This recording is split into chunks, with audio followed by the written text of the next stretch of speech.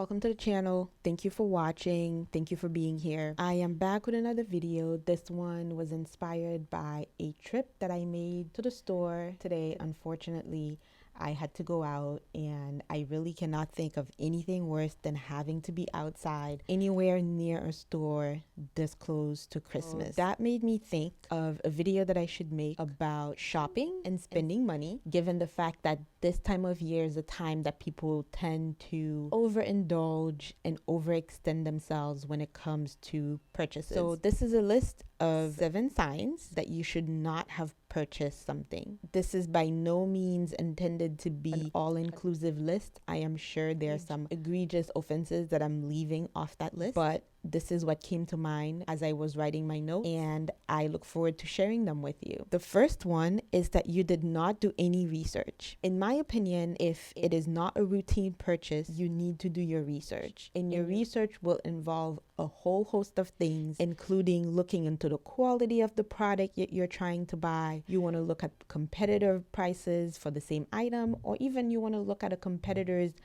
product. You also want to look at reviews to see if it meets your needs, to see if there are unforeseen issues that could arise.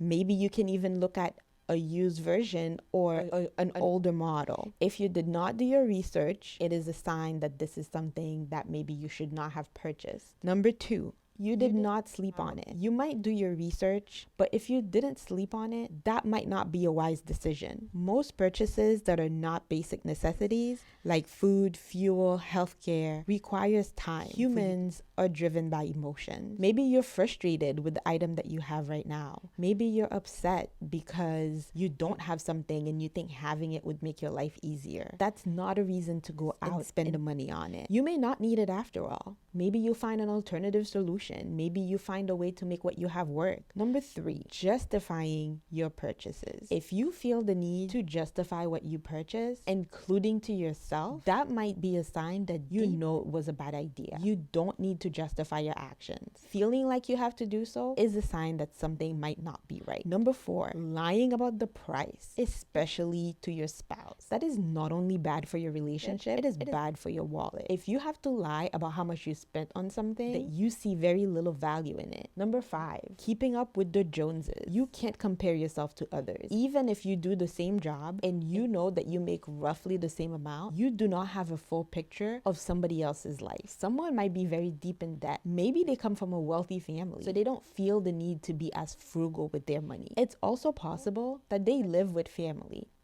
I know in my case, the first few years after I graduated college, I stayed with my family, and I was able to live a certain lifestyle that was much different than my peers who were making very similar amounts of money to what I was making.